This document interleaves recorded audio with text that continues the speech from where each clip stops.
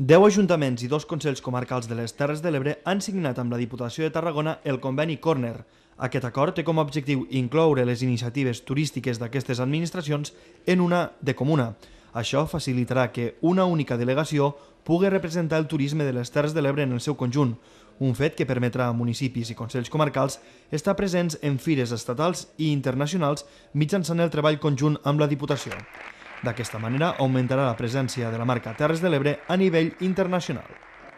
Tenim un repte que és créixer en la dimensió internacional. Hem d'internacionalitzar més la marca Terres de l'Ebre i en aquest sentit estem treballant a través del pla estratègic de la pròpia Diputació en la marca Terres de l'Ebre, els plans estratègics que té cada un dels ajuntaments i dels patronats de turisme i naturalment la suma de totes aquestes estratègies i la superació de la crisi, en bona mesura gràcies al sector serveis i al sector del turisme, i ara que sembla que comença a haver-hi algun signe visible de que les coses van una mica millor, doncs ha de ser la culminació definitiva d'aquesta superació del mal moment que hem viscut.